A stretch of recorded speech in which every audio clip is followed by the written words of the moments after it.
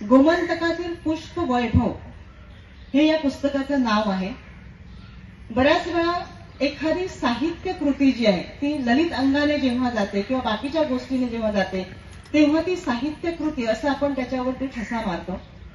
पण इथं या पुस्तकामध्ये जे काही लोकधन सूर्यकांत गावकर यांनी आपल्यासमोर उलगडून दाखविलेले आहे ते येणाऱ्या पिढीसाठी तर महत्वाचं आहेच, परंतु आज माझ्यासारखी जी पिढी आहे, माझ्या वयाची जी पिढी आहे, त्याच्याही पेक्षा वरची जी पिढी आहे त्यांनी ही फुलं बघितलेली आहेत.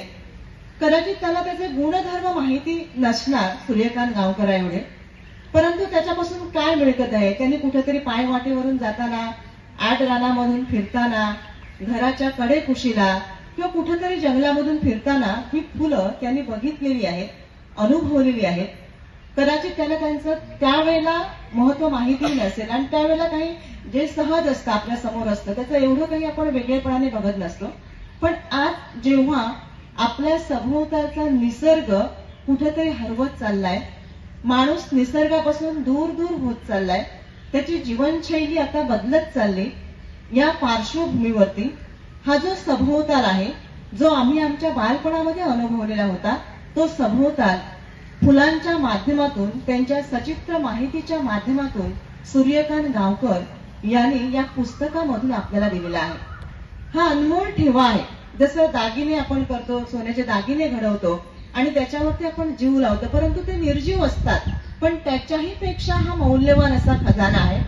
कारण जेव्हा आपली मुलं, छोटी छोटी मुलं शाळेमध्ये जातील, कॉलेजमध्ये जातील, त्यांच्या अभ्यासासाठी हे विषय असतील, कारण हा संशोधनाचा विषय आहे. मोठमोठे साहित्यिक किंवा पीएचडी करणारे जी व्यक्तिमत्व आहेत, मोठमोठ्या पुस्तकामध्ये गुंतून राहिलेले असतात, रिसर्च वर्क करणारे, म्हणजे त्यांचं जे काम असतं त्याच्याही पेक्षा मोठं काम सूर्यकांतनं केलेलं आहे. म्हणजे कुठेतरी डिग्री याच्यासाठी महत्वाची असते, एखादं विश्वविद्यालय महत्वाचं असतं, कोणीतरी एखादा प्रोफेसर हवा असतो गाईड म्हणून.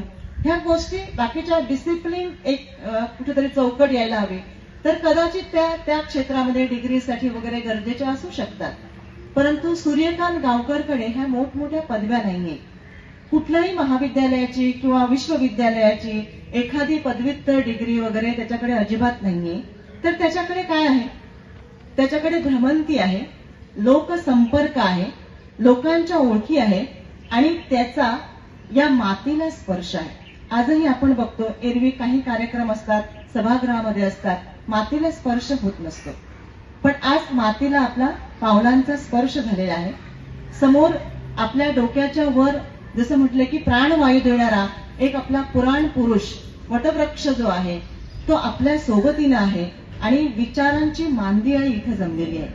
मग हे पुस्तक जन्माला यावं अशी केरकर सरांची इच्छा होती आणि त्यांनी मला त्यासाठी तयार केलं आणि त्यांच्याकडून मिळालेली प्रेरणा घेऊन आणि विवेकानंद पर्यावरण जागृती फौज जी आमची संस्था आहे त्या संस्थेकडून मिळालेलं वेळोवेळी मला भटक्रांतीसाठी संधी, याच्यातून मला एक वेगळी दृष्टी मिळाली आणि मी घडलो. हे घडणं तसं खूप कठीणच होतं, कारण आमच्या घरी असं काही वातावरण नव्हतं. माझं शिक्षण पण 10वी नापास होतो मी आणि हे करण्यासाठी मला ज्यासाठी तयार केलं सरांनी ते खूप महत्वाचं होतं. आणि आम्ही ज्यावेळी जंगलात फिरत होतो त्यावेळी मी काय करणार यांच्या बरोबर फिरून, हा माझ्यासाठी स्वतः पडलेला प्रश्न. आणि हा मी ज्यावेळी सरांना बोलून दाखवला त्यावेळी सरांनी माझ्या हातात एक कॅमेरा दिला आणि त्यातून मला एक दृष्टी मिळाली.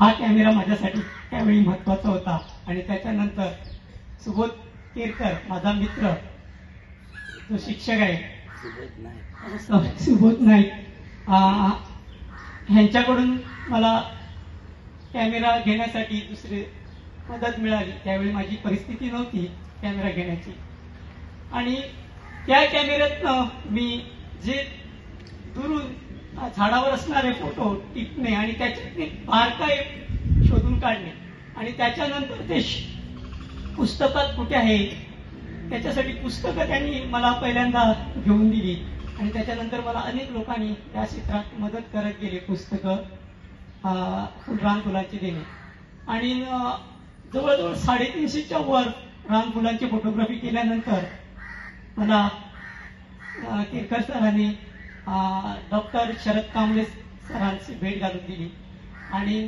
त्याच्यानंतर एक वेगळंच वळण आलं आणि तिथूनच आपल्या लिखाणाला सुरुवात झाली.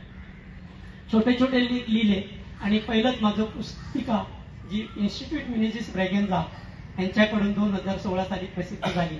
त्यावेळी ते पुस्तक छोटं का असेना पण पहिलं पुस्तक होतं माझं ते. आणि त्याच्यानंतर मला अजून सुंदर व्हावं अशी माझी इच्छा होती आणि हे पुस्तक घडवण्यासाठी मी अजून जास्त फोटोग्राफी केली. जवळजवळ रान फुलांची डोळ्याची 1200च्या वर फोटोग्राफी मी केलेली आहे. त्याच्यात छोटी छोटी फुलं का असेना जी नजरेने पहिल्यांदा दिसतच नव्हत्या. आमच्या घराच्या जवळ एक आंब्याचं झाड होतं आणि त्या झाडावर 6 प्रकारची ऑर्चिड होती. ती मला पहिल्यांदा 35 वर्ष दिसलीच नव्हती. ती त्याच्यानंतर दिसली. हे सुद्धा वेगळेपण जे शोधता शोधता नजर विकसित होत गेली आणि त्याच्यातून लिखाणासाठी मला सरांकडून मिळालेलं मार्गदर्शन शरद कांबळे, ऋतुजा कोलते यांच्याकडून जी बॉटनिकल नावं मिळाली त्यांच्यातून ते फूल एक त्याच कुळाचं आहे हे नमूद होतं. काय होतं लोकलमध्ये 10 किलोमीटरच्या अंतरावर प्रत्येक झाडाचं नाव बदलतं. त्यामुळे खूप लोकांना समजायला कठीण जाईल. मग ते एक नाव असायला पाहिजे म्हणून ते सायंटिफिक जे नाव असतं ते खूप गरजेचं होतं. त्यानंतर ते पुस्तक स्वरूपात आणायचं असं झालं. आणि हे पुस्तक आपल्याला सोबत करेल अशा प्रकारचं हे पुस्तक हातात घेतलं आणि मी असं उलगडायला लागलो. तुम्हालाही तुम्ही ज्यावेळेस उलगडायला लागाल अनुभव येईल. मला पाडगावकरांचे एक कविता मला वाटतं 3री-4थी मध्ये किंवा 5वी-6वीत कुठे असेल. या मुलांना या फुलांना रंग द्या आणि गंध द्या, पाकळ्यांना या कळ्यांना साथ द्या प्रतिसाद द्या. ही कविता मला आठवली. ती आठवली अशासाठी की ती जी फुलं आहेत ती ज्या पाकळ्या आहेत त्याचं वैभव या पुस्तकामध्ये मांडलेलं आहे. पण या पुस्तकाचा हेतू माहिती देणं हे नाही. तो एक त्याचा भाग आहे. म्हणजे जगामध्ये किती एन्सायक्लोपीडिया असतील इंग्लिशमधून आणि इतर भाषांमधून ज्याच्यामध्ये फुलांची आणि झाडांची माहिती आपल्याला वाचता येते. हे पुस्तक वेगळेपण आहे की हे पुस्तक ह्याच्यामध्ये माहिती आहे फुलांची वनस्पतींची, परंतु हे माहितीचं पुस्तक नाही. हे माहितीच्या पुढे जाणार एक नवी क्षितिज आपल्यासमोर उलगडणारं अशा प्रकारचं पुस्तक आहे. किंबहुना जीवनामध्ये आपलं आतलं चैतन्य जागवणारं अशा प्रकारचं पुस्तक आहे. या पुस्तकाला एक जे अधिष्ठान आहे ते भारतीय विचारांचं अधिष्ठान आहे. त्यामुळे ते वेगळं झालेलं आहे. ते केलेलं नाही. ते त्यांच्या आतमध्ये त्यांच्या व्यक्तिमत्वामध्ये ते रसायन असल्यामुळे ते आलेलं आहे. कुठलं अधिष्ठान आहे तर भारतीय मन हे जगातल्या सृष्टीतील कुठल्याही घटकाकडे त्यातल्या चैतन्याकडे बघत असतं.